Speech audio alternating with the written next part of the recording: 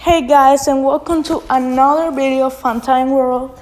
So basically in this video I will show you how to care for a butterfly fish. So this video goes to any type of butterfly fish. It doesn't matter what type of butterfly fish.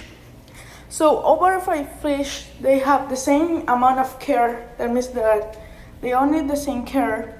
So basically they all have the same care, so you don't have to have special requirements for every single species.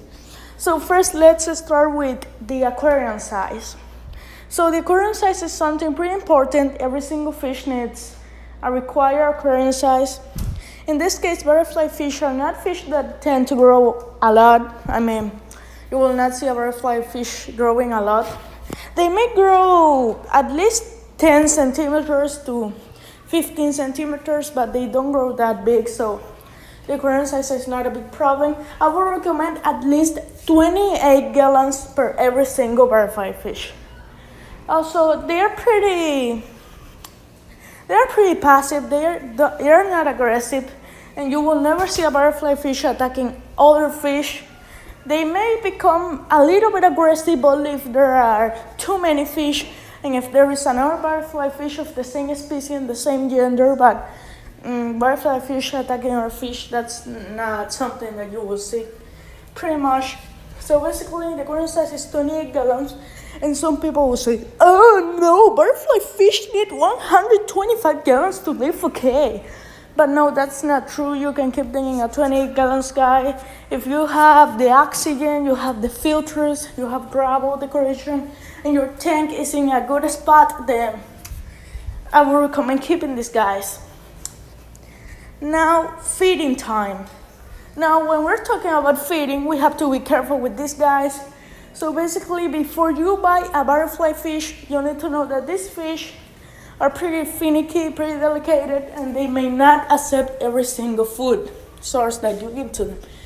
In this case, when you get them for the first time, I will not recommend you feeding them pellets or any other type of food source. In this case, I will recommend feeding them a type of frozen food. In this case, I would recommend you to buy a frozen food for omnivore fish. In this case here, I have a food that is called Emerald and Tree, a nutritious omnivore formula. And this is actually like that, and it contains a lot of meaty and algae food. For example, any fish that it's carnivore or that it's algae and other stuff. It also contains plankton, and in nature, most of these fish eats plankton, so basically, you will not have a lot of trouble with this fish. They can easily eat. So if your frozen food has plankton and it has algae and brine shrimp and other stuff, then I will not be worried a lot. Also, these fish love eating algae, so if you have a clip with some algae shits in your aquarium, then that will be welcome too. And you can also feed them live food. And in the case you are talking to yourself about how can I feed them pellets? If you want to feed them pellets, then you should definitely train your fish to eat pellets. Just every single time you do a frozen food feeding, then just add a little bit of pellets. So they might eat the frozen food, but they may like starting the pellets until they 100% like the pellet. Now, I am not saying that you should feed your fish every single time with pellets, because mainly it is not that healthy to feed them always with pellets. You should give them a variety of food, but anyways, that's how I would recommend feeding them. Also, if you put the smell of the water in which the frozen food was prepared, then there is a lot of more ways of your fish eating that food. So yeah, that's a way, but don't do that anymore once they sleep right and correct. So anyways, now if we're talking about the water parameters, these fish are pretty picky.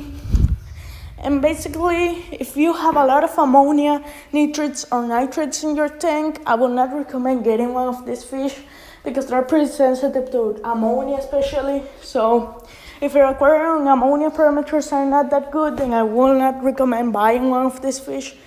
So basically, once the parameters are good and they are stable and they don't change, then you can get one of these fish. But if you don't want to waste a lot of money and just kill the poor fishy, then you can easily just don't get these guys and wait until your aquarium is better. The pH needs to be in 8.0 to 8.4 because it's an alkaline pH. No, it's a neutral pH, never mind. And you actually do that. You put that pH. The salinity can be from 1.012. Yeah, I am right. From 1.012 if you want to keep them with freshwater fish or any fish that cannot live in pretty high salinities. I have tried it and it is good. Or you could put the salinity on 1.025. 1.025 is the limit. Don't add any more salinity once that limit is up. Okay? Don't do that. Anyways, after you do that,